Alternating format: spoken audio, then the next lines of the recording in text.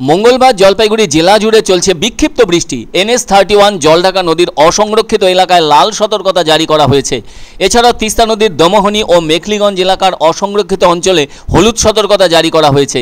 জানা গেছে সোমবার বিকেল থেকে রাত পর্যন্ত ভারী বৃষ্টির পর এদিন ফের সকাল থেকে জেলার আকাশে বৃষ্টির মেঘ রয়েছে। আর তাই বিক্ষিপ্তভাবে বৃষ্টিও শুরু হয়েছে সমগ্র জলপাইগুড়ি জেলা জুড়ে। তবে তিস্তা নদীর বাংলাদেশ বর্ডার পর্যন্ত জারি রয়েছে ওই হলুদ সতর্কতা। এদিন আবার গজলডোবা তিস্তা ব্যারেজ থেকে দফায় দফায় জল ছাড়া হয় বলে সেচ দপ্তরের ফ্লাড কন্ট্রোল রুম সূত্রে সকাল 8টা নাগাদ জানানো হয়েছে। পাহাড় এবং সমতলে বৃষ্টির কারণে এদিন জলঢাকা তিস্তা সহ জেলার বিভিন্ন নদীতে জলস্তর বেড়ে উঠেছে। তবে 1 জুন থেকে উত্তরবঙ্গে বৃষ্টিপাত শুরু হয়েছে, যা আজও অব্যাহত আছে। এক্ষেত্রে একটা কথা বলা যায়, উত্তরবঙ্গে একটি জেলা বাদে বাকি 7টি জেলায় উদ্বৃত্ত বৃষ্টি লক্ষ্য করা যাচ্ছে। জলপাইগুড়িতেও অতিরিক্ত বৃষ্টিপাতের পরিমাণ 46%, সেখানে কোচবিহার জেলায় অতিরিক্ত বৃষ্টিপাতের পরিমাণ রাজ্যের মধ্যে সবচেয়ে বেশি, যা কিনা 102%। এরপরই রয়েছে আলিপুরদুয়ার জেলার নাম। ওই জেলায় অতিরিক্ত বৃষ্টির পরিমাণ 84%। একমাত্র উত্তর দিনাজপুর জেলায় অতিরিক্ত বৃষ্টির পরিমাণ ঘাটতি হিসেবে রয়েছে।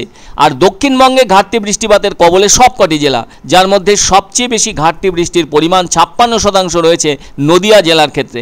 কলকাতাতেও ঘাটতি বৃষ্টির পরিমাণ 33%। জলপাইগুড়ি জেলার কৃষি জমি থেকে বিভিন্ন পুকুর, বিল, জলাশয় জলে ভরে আছে।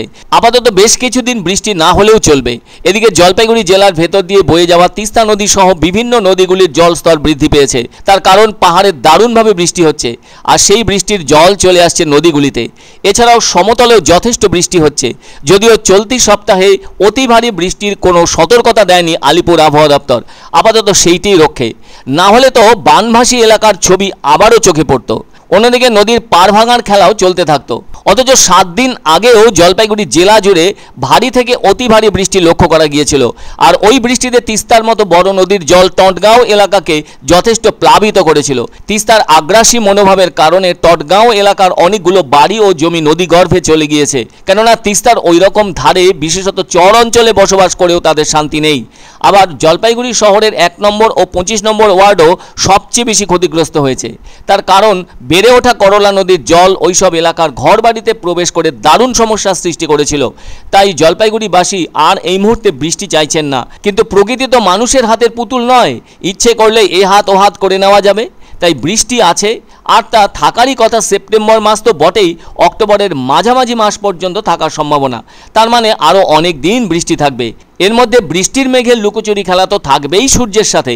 ফলে নদীগুলোতে লাল কিংবা হলুদ সতর্কতা দেওয়ার পরিস্থিতি সেন্ট্রাল ফ্লাড কন্ট্রোল রুম থেকে জানিয়ে দিতেই থাকবে, যেমনটা এদিনও জানানো হয়েছে।